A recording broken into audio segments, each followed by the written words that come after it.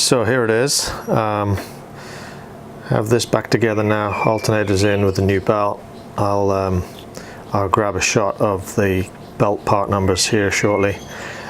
Taking the intake side off here right now, as I'm next job, really the only job left is to get all the wiring through to the cabin, and so that's where I'm at now. So here we go.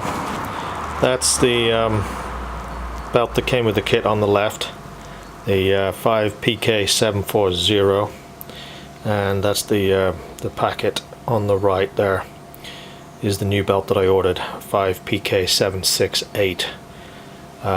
It is one on the left was supposed to be 755 millimeters long. That the 768 is supposed to be 768 millimeters long,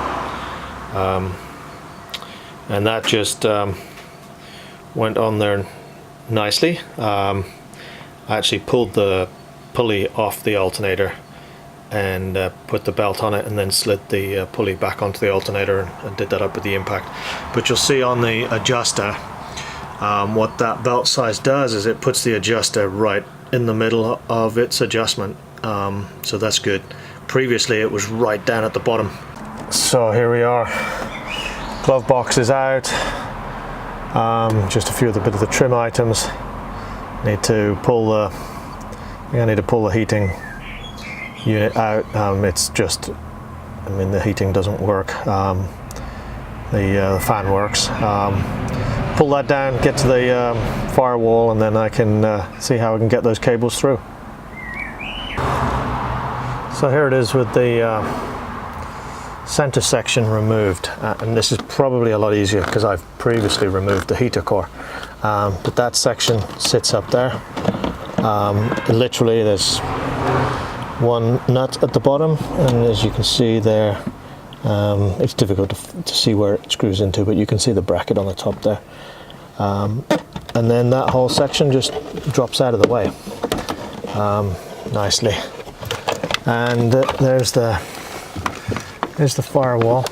So that's already cables coming through actually the locations where the air conditioner pipes used to be, and those cables right there are all the gauges, bits and pieces that I've added. So the top one, the bigger little convoluted conduit, I shall run the water pump cables through there. Hopefully the big plug will fit through the bulkhead, and that's the next job to find out. So cables in, feeding that big plug through the firewall was as big of a pain as you think it would be. So that's it. Placed the fuse and the pigtail that comes with the kit is mounted down there, connected up with the fuse box here, plugged down there, going down to the pump. So engine bay I think is complete. I shan't put the intake back together until we've tested things, but otherwise I think we're done up front. Now to get the wiring back into the car and get the other end cleared away. Okay. Whew. So after getting that cable through there, got the heater box back in place. Cable's just coiled up down here next to the light there. There's ground cable, connect that down by the ECU. Then obviously the plug that goes into the control unit, and there's a cable then that goes for accessory power. So that's the next job, I think, really is just to find an accessory power. The little instruction sheet says to go over to the fuse box. That's all the way over on the other side, but we'll see. I'm pretty sure there's an accessory power here where all my gauges were, but I'll trace that out, and then There's a lot of wiring left over, so I'm going to have to tidy that up and put it up behind the heater there somewhere. Get that out of the way. Okay, I think we got her all buttoned up. She's back down on the ground. Now just time to move her back out, fire her up, and let her run. Just check we can hold temperature.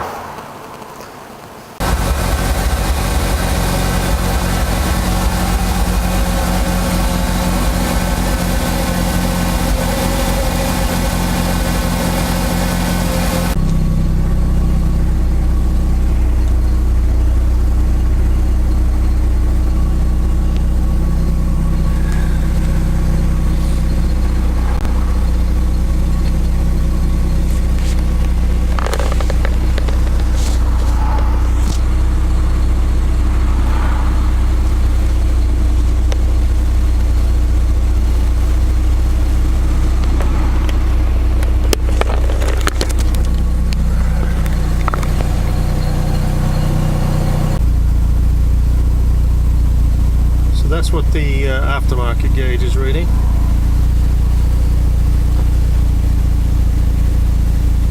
That's the commander,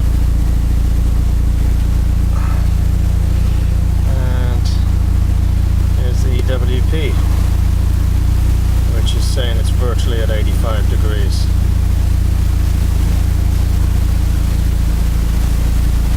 That one's saying 79. Those two sensors are in about the same spot in the water pump housing. The aftermarket one is in the line to the throttle body, so I'm not surprised if that one would be reading higher.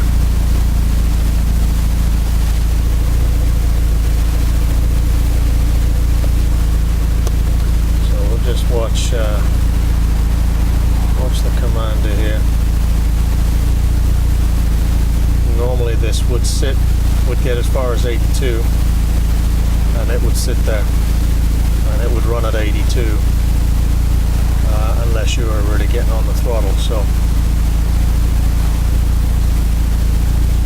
that is most definitely at normal running temperature right now.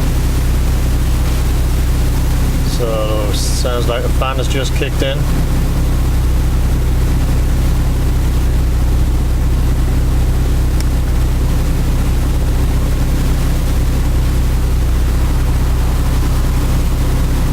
Temperature's crept up a little.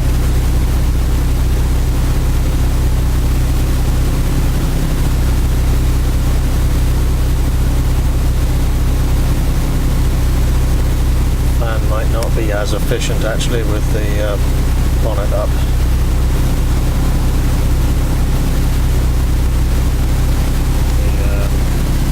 The temperature has dropped on the aftermarket gauge, so the throttle body temperature. There we go, commander's dropped back down to 80. EWP has dropped back down to 80.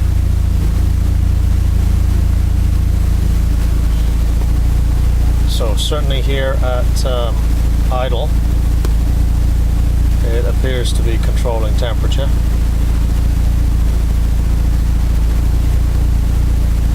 A good starting place. A little toasty, but no leaks. I can't see any water on the floor, and nothing wet up here. So that's a result.